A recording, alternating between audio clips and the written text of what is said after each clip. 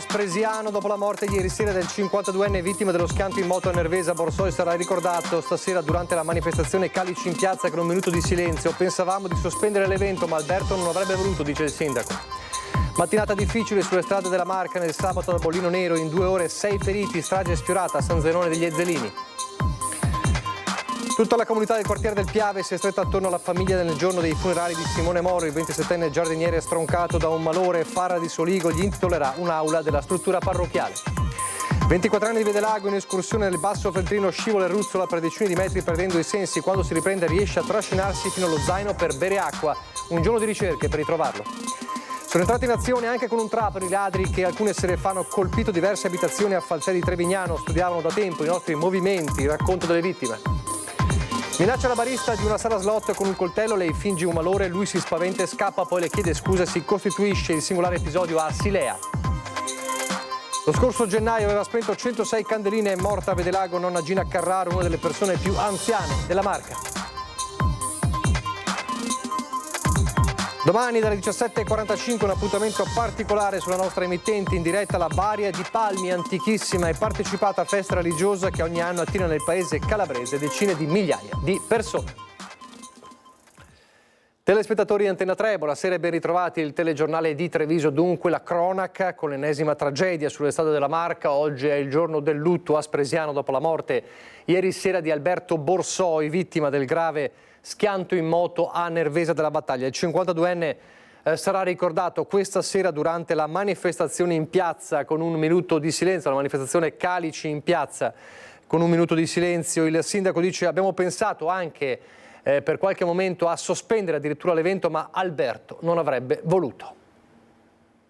Alberto sarebbe andato avanti e quindi anche noi abbiamo pensato di continuare con la festa, ma sicuramente ci sarà un momento di ricordo e di ulteriore vicinanza alla famiglia. Io ho ricevuto tantissime testimonianze d'affetto, stamattina ne sto continuando a ricevere. È un abbraccio corale quello di Spresiano alla famiglia di Alberto Borsoi, il 52enne morto a Nervesa della Battaglia in sella alla sua moto. La notizia della tragedia è piombata sulla comunità nelle ore in cui operatori e volontari preparano l'evento dell'anno, Calici in piazza. La stessa giunta con la Proloco si è confrontata sull'opportunità di una sospensione, poi la decisione di andare avanti anche in nome di Alberto, osservando un minuto di silenzio. Il padre Francesco, proprio della Proloco, è stato guida per anni, da qui il cordoglio profondo dell'attuale presidente Antonello Rossi. La festa si fa, ma con un peso al cuore.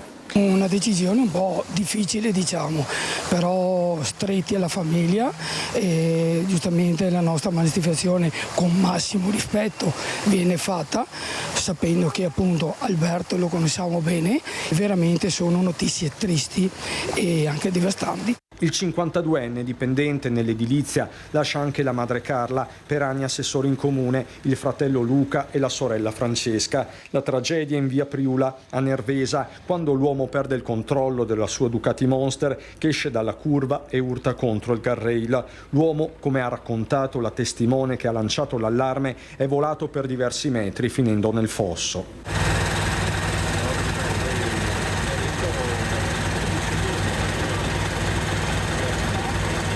Inutili tentativi degli operatori del SUEM 118, il 52enne è morto praticamente sul colpo. Sul posto anche i vigili del fuoco, i carabinieri per i rilievi di legge e la protezione civile di Montebelluna. Per Nervesa il secondo dramma in meno di una settimana dopo la morte domenica scorsa in Pontebana del 18enne Cheikh Tidiane Bance. Nel caso di Alberto, Spresiano si prepara all'ultimo saluto martedì pomeriggio in chiesa. Alberto era persona conosciuta, la famiglia altrettanto, e lascia sicuramente la comunità attonita e sgomenta di fronte a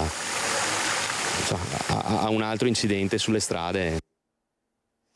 A proposito di incidenti, è stata una mattinata nera sulle strade della Marca, in 2 ore 6 feriti, strage sfiorata addirittura a San Zenone degli Ezzelini, ma è stato un mese di agosto difficilissimo, dicono dalla provincia.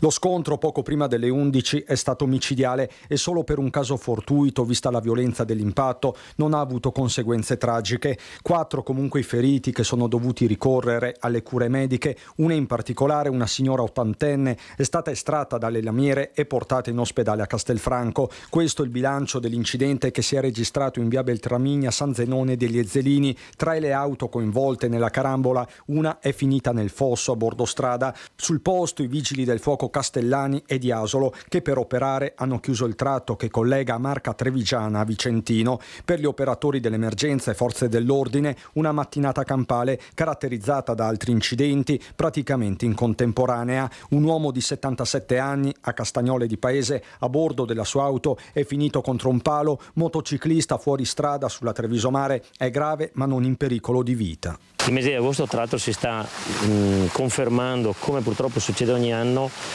come un mese in cui c'è un picco di queste mortalità, di questi incidenti. Sono sempre una sconfitta. Io ogni volta che devo commentare una vittima sulla strada dico che è una sconfitta di tutti, perché non facciamo mai abbastanza per rendere le persone consapevoli di tutti i rischi che si corrono circolando per strada. A fine luglio sulle strade della Marca si contavano 35 morti e oltre 1200 feriti da inizio anno, ma la questione è tutt'altro che statistica. In un sabato da bollino nero con flussi intensi di traffico anche nella fascia pedemontana e sulla Feltrina. Non possiamo fare altro che cogliere anche queste tragiche occasioni per ricordare a tutti che dobbiamo essere più consapevoli nell'andare per strada in maniera lucida, in maniera attenta, perché il fattore umano purtroppo è quello che sta alla base di ogni sinistro, e noi lo dobbiamo limitare con la nostra consapevolezza, non c'è altro da fare. A proposito di weekend a bollino nero, l'esodo ma soprattutto il controesodo, ci sono stati disagi pesanti sul passante. Un incidente si è verificato con 3 feriti lungo la 4 direzione Milano, altezza di Pianiga, ferite 3 persone tra cui un bimbo che viaggiavano a bordo di un'auto con roulotte al traino che per cause al vaglio della polizia stradale è sbandata autonomamente finendo contro la barriera di sicurezza laterale rovesciandosi in carreggiata. Non risultano altri veicoli coinvolti. Per soccorrere uno dei feriti in condizioni più serie è intervenuto l'elicottero del SUEM e per questo è stato necessario bloccare il traffico già intenso con coda di 6 km. Terminata l'assistenza ai feriti, il traffico ha ripreso a scorrere su una corsia. Ci sono ancora code in direzione Milano sul passante da Martellago Scorzè e anche in A57 da Mira Oriago, rallentamenti anche in direzione opposta. Ancora gli incidenti, ma una buona notizia: Alice Toniolli, la ciclista trentina coinvolta il 14 agosto nel grave incidente in gara a Vittorio Veneto, si è risvegliata dal coma, parla e riconosce le persone. Lo annuncia in un post su Facebook la società sportiva GS Top Girl, ringraziando tutte le persone che in questi giorni sono state vicine alla famiglia e al club. Nello schianto contro il muretto a bordo strada l'atleta aveva riportato un grave trauma cranico, un trauma oculare e fratture in varie parti del corpo. Dal giorno dell'incidente era ancora in prognosi riservata all'ospedale di Treviso. Sull'episodio, come sappiamo, la Procura di Treviso ha aperto un fascicolo d'indagine, al momento senza indagati, che tra le possibili responsabilità mira ad accertare se il muretto in cemento fosse stato segnalato e agli organizzatori e se fossero state prese o meno le necessarie misure di sicurezza. Una tragedia in bici è stata quella invece che ha visto la morte di Claudio Berno, ne abbiamo parlato ieri. Ebbene, sarà celebrato martedì il funerale del 59enne morto ieri mattina mentre in sella alla sua mountain bike stava percorrendo la strada che porta al Monte Tudaio nel comune bellunese di Vigo di Cadore, 59enne di Mareno di Piave. L'ultimo saluto a Claudio, persona dinamica e sportiva, come lo ha definito la moglie, verrà dato martedì alle ore 10 nella chiesa arcipretale di Mareno di Piave, a poche centinaia di metri dalla casa dove l'uomo viveva assieme alla famiglia. Claudio, oltre alla moglie Sabrina e alla figlia Carlotta, lascia anche la mamma Rini e la sorella Nadia. Ancora funerali questa mattina ad Asolo in 500 per l'ultimo addio ad Edoardo Zamperoni, il giovanissimo di appena 21 anni, ne avrebbe compiuti 22 fra qualche giorno, trovato morto in casa dal papà ad Asolo, colto stroncato da un malore. Una tragedia che era avvenuta lo stesso giorno della morte di Simone Moro, il 27enne di Farra di Soligo, anch'egli stroncato da un malore dopo un'escursione in montagna. Si trovava in auto, lo ricorderete, era morto qualche ora dopo in ospedale. Oggi quasi 1000 persone a Farra di Soligo, tutto il quartiere del Piave si è stretto attorno alla famiglia del giovane e il Comune ha deciso in suo ricordo di intitolargli un'aula della struttura parrocchiale. Se voi me lo permettete, io vorrei intitolare una delle aule del catechismo a ricordo di Simone, che non è solo in uso al catechismo, ma tu, Nicola, sai bene, avendo fatto l'animatore al Grest, che quelle aule sono anche il ritrovo dei bambini e dei ragazzi durante l'attività estiva. È un modo, se volete, semplice, perché il ricordo di Simone, giovane, non vada mai perso. Con questa volontà tutta la comunità di Farra di Soligo vuole ricordare Simone Moro, che a 27 anni è mancato una settimana fa in seguito ad un malore che non gli ha dato scampo. L'annuncio al suo funerale, che ha visto la partecipazione di poco meno di 1 migliaio di persone dentro e fuori la parrocchiale, nonostante la giornata torrida e il sole a picco, che ha portato anche ad alcuni malori prontamente soccorsi dalla macchina organizzativa predisposta dal sindaco Perencini. Una folla a segno tangibile di come Simone fosse conosciuto e soprattutto apprezzato da tutti come giardiniere in un lavoro che aveva scelto con tutta la sua volontà. Faceva bene il suo lavoro, era addirittura instancabile nel suo lavoro. Domenica Papa Franco e Mamma Mary mi hanno detto queste parole: Dio aveva bisogno del giardiniere più bravo. L'altra passione era il ciclismo, che oggi l'ha voluto ricordare con la presenza dei giovani atleti della squadra corsi dove Simone ha militato per anni. Un dolore forte, composto quello dei familiari, raccontato nello sguardo di Papa Franco allo scambio del segno della pace, nella certezza che Simone viverà anche nelle persone a cui ha donato gli organi. Ma certamente il momento più toccante è stato quando, al termine della cerimonia, il fratello Nicola ha riportato uno dei tanti scritti lasciati da Simone ai suoi amici. Sono felice. So cosa vuol dire lavorare duro, fare fatica, soffrire, allenarsi, emozionarsi, piangere di gioia e dolore, ridere molto, stare a contatto con ogni genere di persona, aiutare un compagno in difficoltà e incoraggiarlo a non mollare. Se avete un sogno, fanculo, fatelo andare, provateci. Entrate nel vostro sogno, fatevi prendere e sognate più che potete, sarà la vostra forza.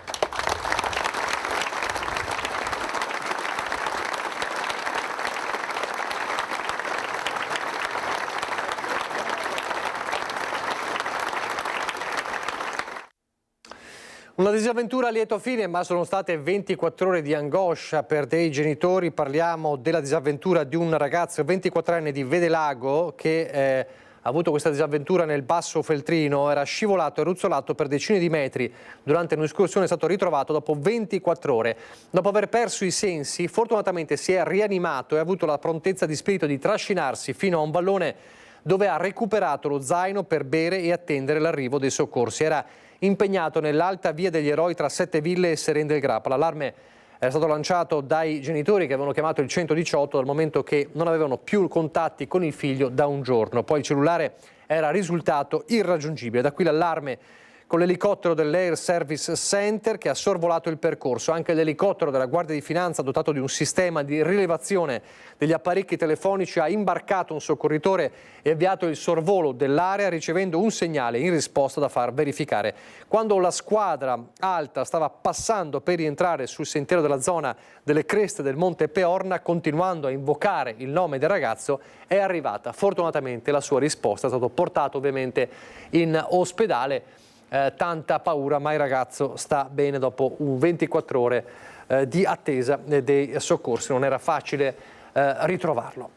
Lasciamo questa pagina, ma c'è ancora la cronaca. Parliamo dei ladri scatenati a Falzè di Trevignano. Sono entrati anche in azione con un trapano e hanno colpito diverse abitazioni a Falzè, anche con i residenti all'interno, come ormai sempre più spesso purtroppo accade. Le vittime dicono studiavano da tempo i nostri movimenti.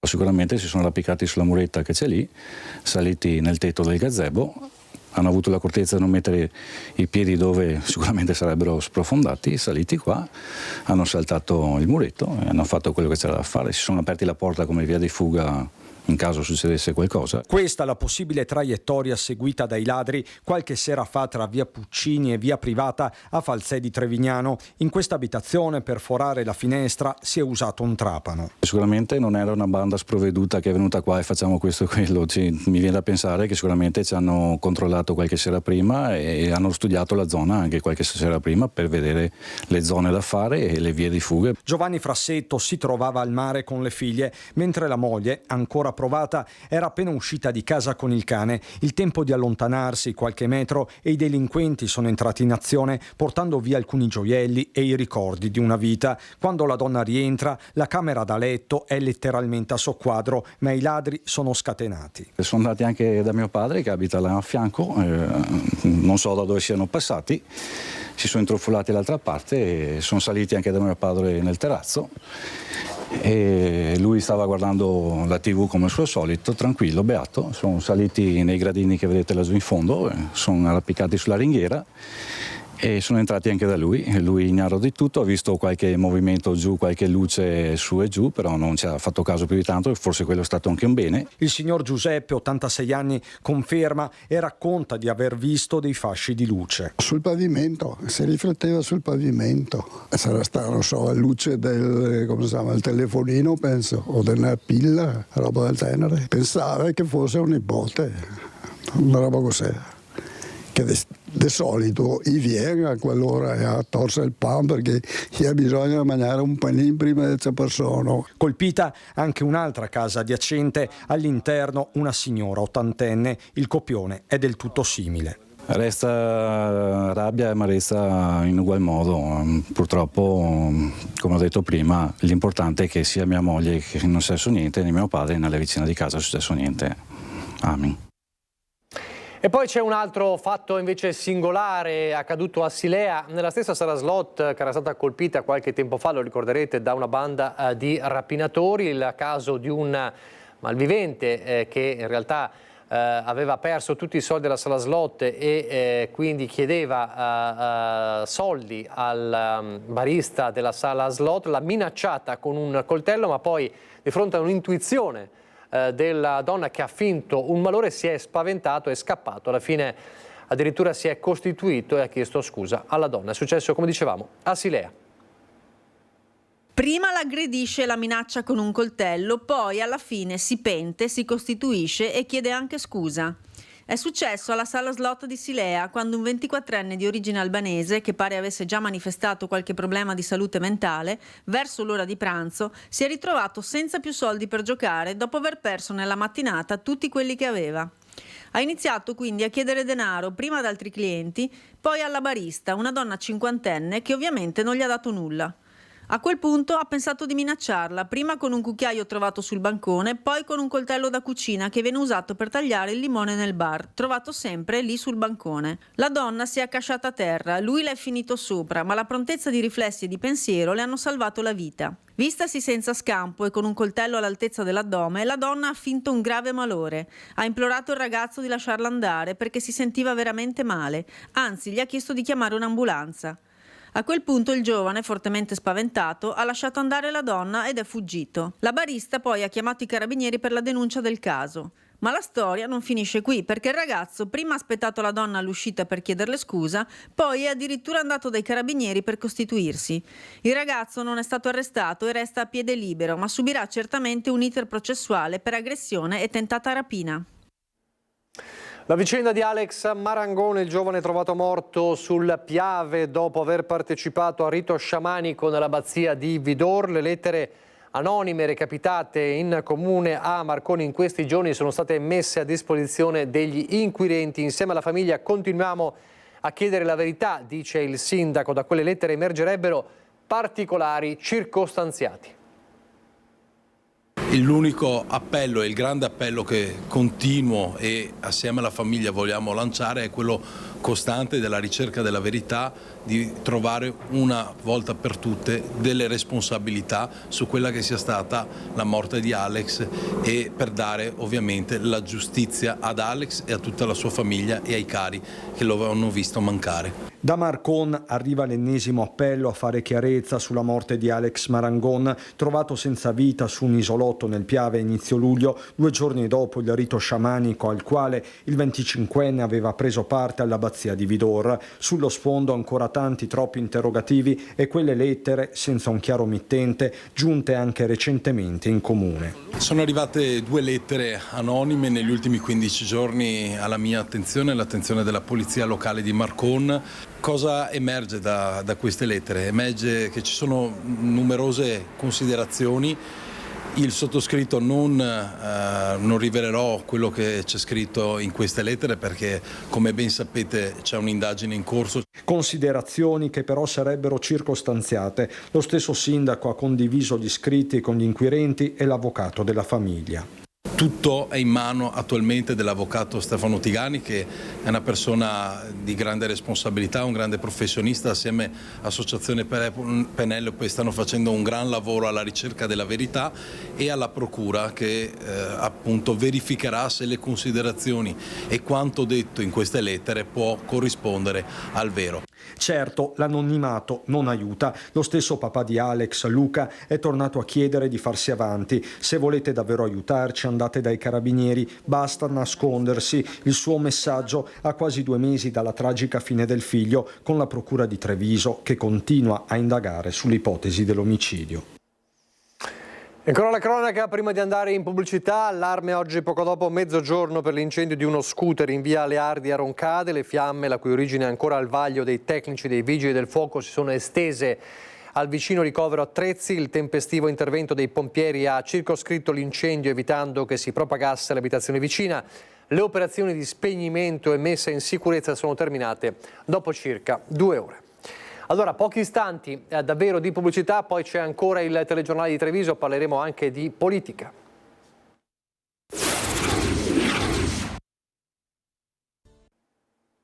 Rieccoci in diretta, il telegiornale di Treviso. Torniamo allora a parlare del cosiddetto partito di Vannacci, futuro, ne abbiamo parlato nei giorni scorsi, raccontandovi come si sta organizzando il movimento e poi anche raccontandovi la polemica a focus dello storico esponente leghista, il consigliere regionale Marzio Favero, che ha usato parole molto dure nei confronti di Vannacci, tanto che ci sarebbero ben 200 leghisti trevigiani pronti a restituire la tessera se Salvini non espellerà Marzio Favero.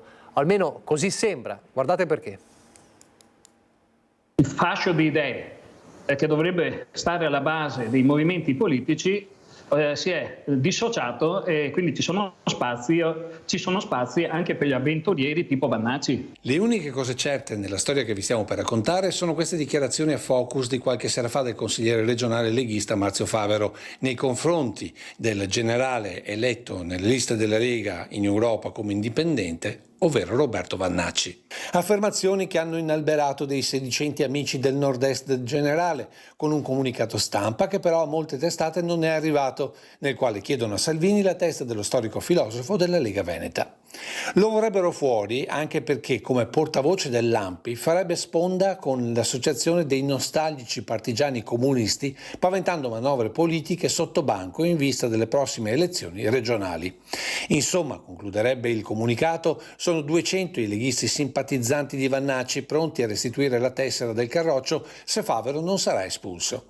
Tutto a firma di tale Angelo Frattin, ci comunicano i colleghi a cui sarebbe arrivato il comunicato.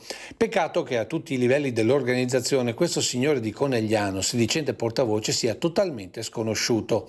Ma sia i vertici dell'Associazione Amici del Nord-Est per Vannacci che del Movimento Culturale Mondo al Contrario vanno oltre, disconoscendo sia ogni polemica sulle dichiarazioni del consigliere consigliere Favero che la presenza di 200 leghisti all'interno dell'associazione, ma soprattutto ribadendo che l'asse Vannacci-Salvini è più che mai solido. Per questo, concludono i vertici del mondo a contrario, tutta la vicenda suona molto come una polpetta politica avvelenata in vista delle prossime regionali, cercando quindi di mettere zizzania tra la Lega e il generale. Resta però la posizione critica del consigliere Marzio Favero, che soprattutto sulle presunte simpatie comuniste indicate da Angelo Frattin risponde. Io non faccio parte dell'ANPI e quindi non posso essere portavoce di questa associazione. Poi mi accusano di essere comunista, evidentemente non conoscono nemmeno il significato del termine, dei veri folgorati. Insomma, il cielo è parecchio confuso nel centrodestra e intanto Fratelli d'Italia cosa pensa della polemica e cosa pensa di Vannacci? Sentiamo. Al di là del fatto che i panni sporchi di solito si lavano in famiglia, Vannacci è uno di loro.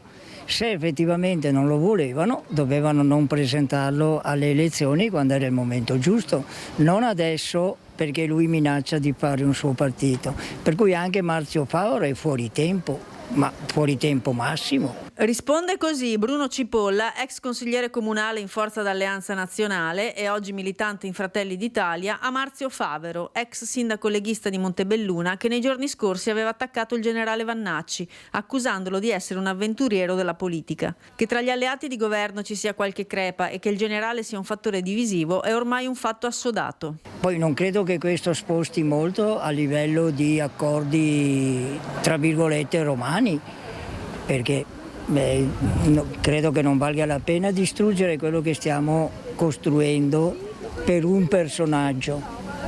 Personaggi passano, le idee e il lavoro rimane. Il banchetto organizzato da Fratelli d'Italia al mercato voleva portare il messaggio del programma meloniano ancora più vicino ai cittadini: autonomia, premierato, riforma della giustizia e del fisco, i temi principali, ma anche il diritto di cittadinanza, con il dibattito tra Ius Scholae e Ius Soli che divide i militanti. Quello che dice la Meloni è molto chiaro.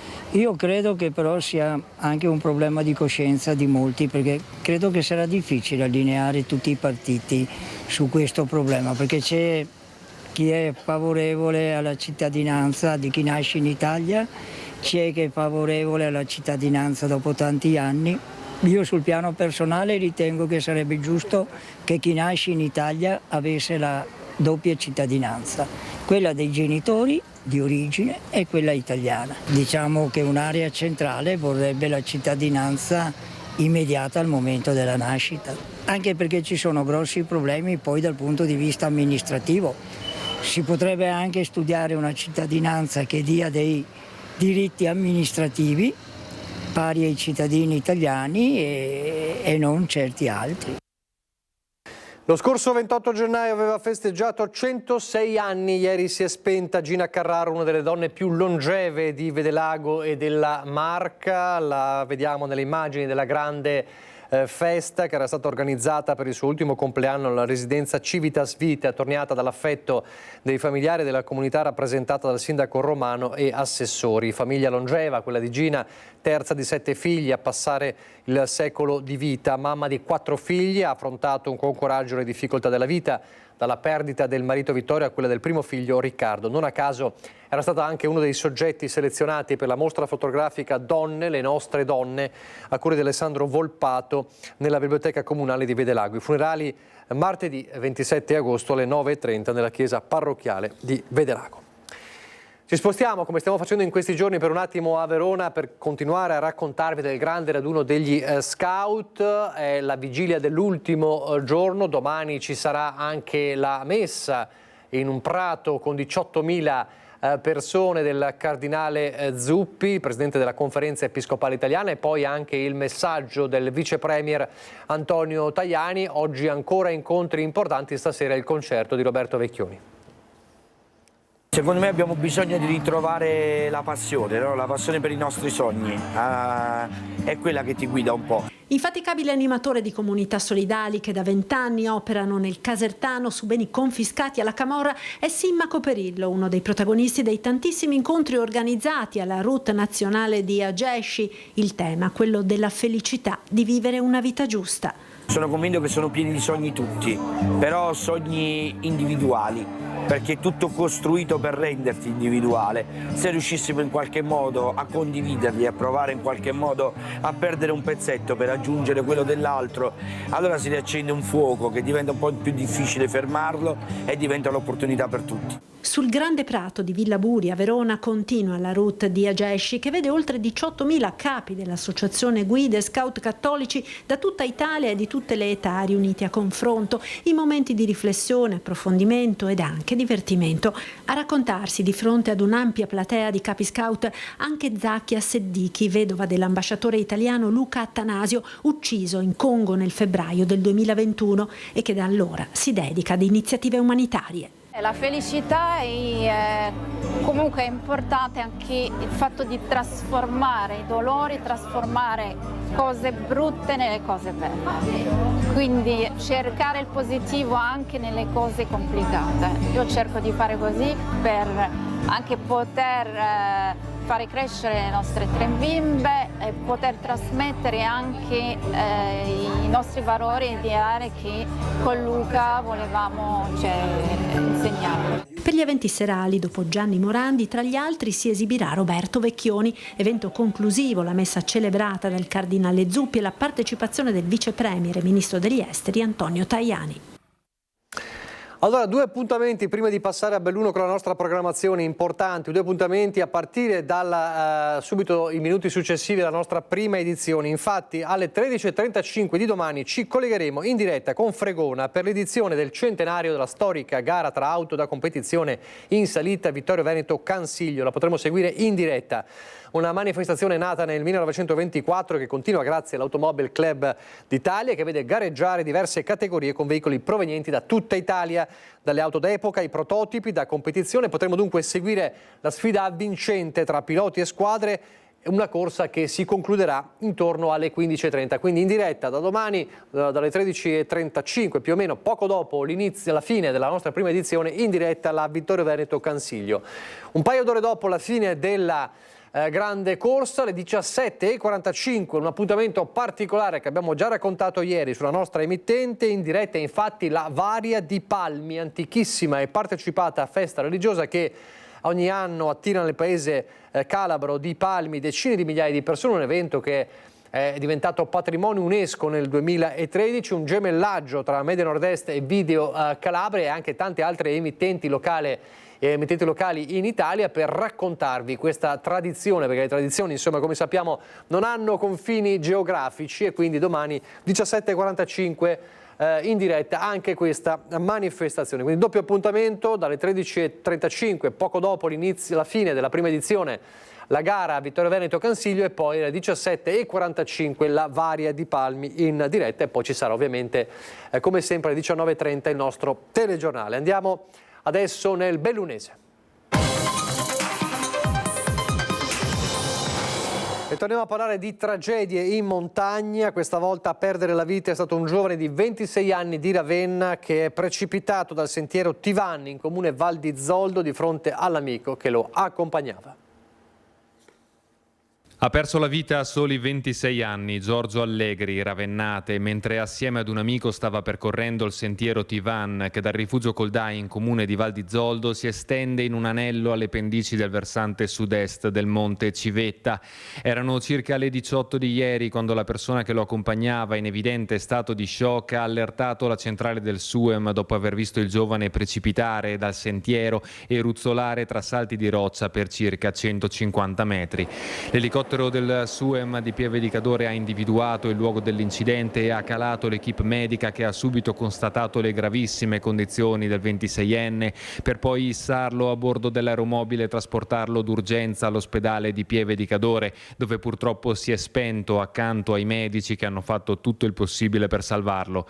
Classe 1998, Giorgio Allegri, laureato in ingegneria al Politecnico di Milano, si era da poco trasferito per lavoro ad Anversa, in Belgio, e si trovava sulle Dolomiti per trascorrere le vacanze assieme ad un gruppo di amici. La notizia della sua morte ha sconvolto la comunità di Ravenna, che lo ricorda attraverso le parole dell'assessore allo sport e della Federazione Italiana Nuoto, poiché Allegri, esperto pallanotista, era stato capitano della Pallanuoto Ravenna, società che oggi non ha saputo trovare le parole per descrivere il dolore di questa perdita.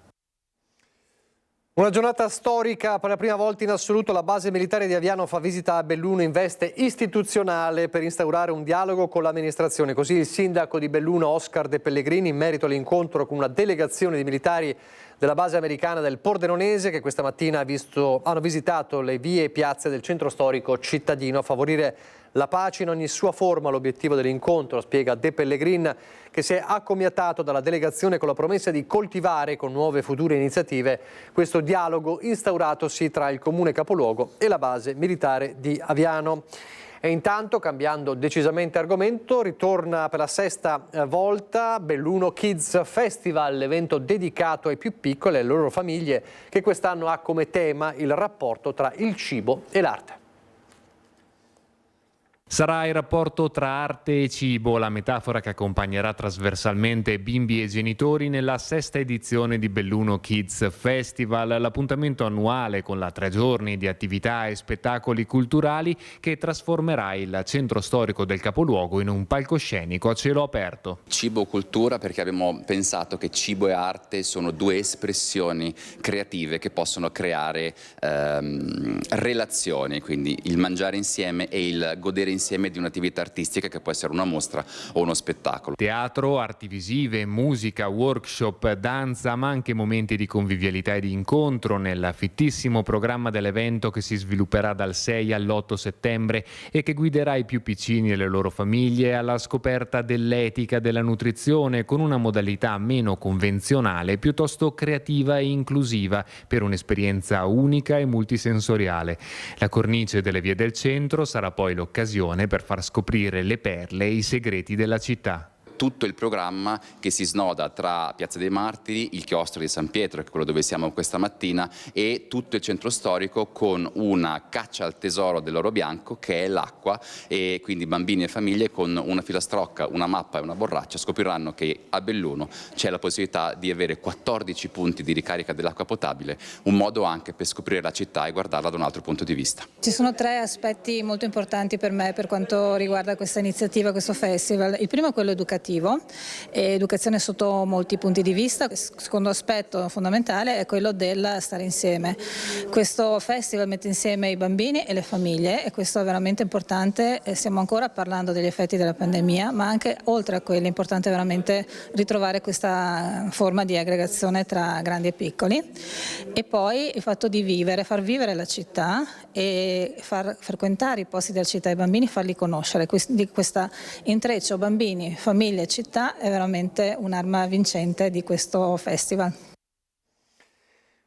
Allora siamo in chiusura, vi ricordo l'appuntamento domani con la programmazione, la nostra prima edizione come di consueto fino alle 13:30, poi a seguire in diretta la Vittorio Veneto Cansiglio, l'edizione del centenario di questa corsa molto particolare, appunto con auto d'epoca, prototipi, insomma molto avvincente, dalle 13:30 subito dopo la prima edizione, e poi alle 17:45 sempre in diretta la Varia di Palmi. È tutto, arrivederci.